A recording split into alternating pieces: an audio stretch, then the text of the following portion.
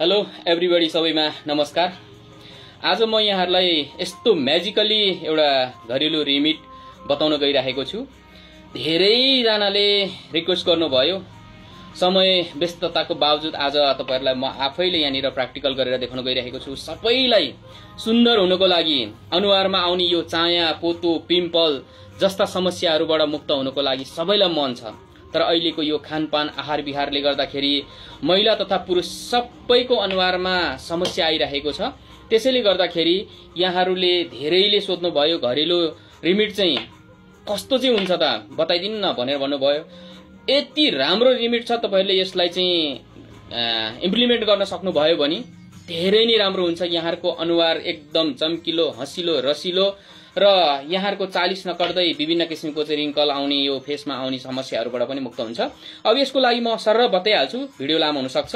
Skip नगरिकन यहाँहरुले यो गर्न सक्नुभयो भने एकदम राम्रो हुन्छ। स्किप नगरिकन भिडियो पुरै हेर्दिनु होला र यहाँहरुले चाहिँ लाइक, कमेन्ट र शेयर पनि गरिदिनु हुनको लागि म अनुरोध गर्छु।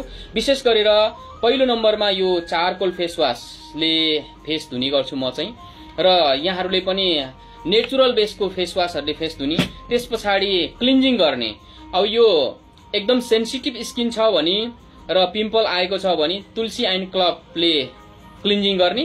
त्यसपछि अर्को चाहिँ नर्मल ड्राई कम्बिनेसन स्किन छ भने चाहिँ यो गोल्ड एन्ड टर्मिकले क्लिन्जिङ गर्ने। यति गरिसकेपछि फेस पुरा सुक्छ। सुकेपछि यहाँले के गर्ने त भन्दाखेरि यो रिमिटमा सरसर म बताइहाल्छु। पहिलो नम्बरमा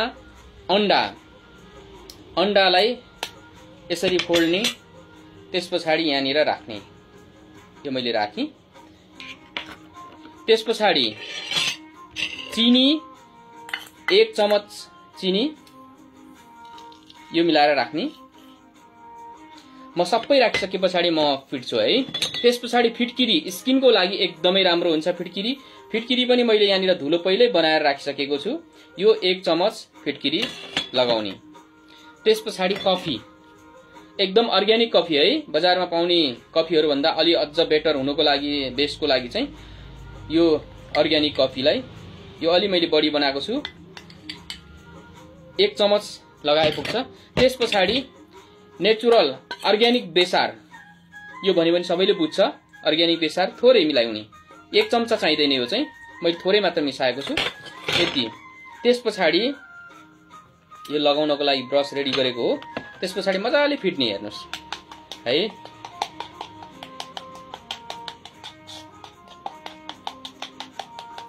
म यो फिटेर लगाइसकेपछि तपाईहरुलाई फेरि यो गर्छु है त। साथीहरु, यो सबै रेडी भइसकेको छ। अब म यहाँ लगाउन सुरुवात गर्छु है त।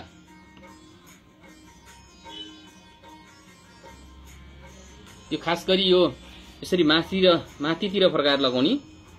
अब यो पुरा लगाइसकेपछि फेरि म देखाउँछु है हजुरहरुलाई।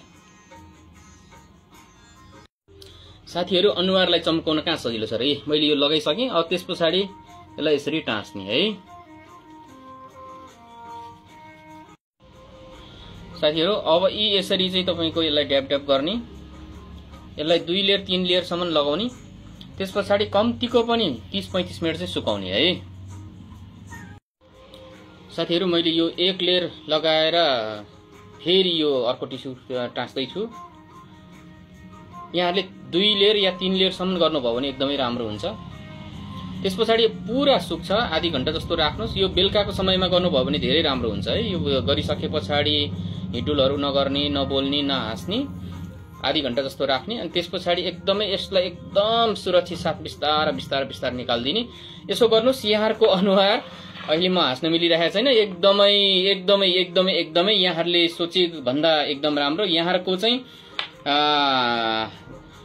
श्रीमानले, यहाँहरुको बोयफ्रेन्डले नै यहाँहरुको अनुहार देख्दाखेरि चिन्न नसक्ने हुन्छ। त्यस्तो म्याजिकली यसको रिपोर्ट छ। यहाँहरुले गर्नु होला। हस्, धन्यवाद।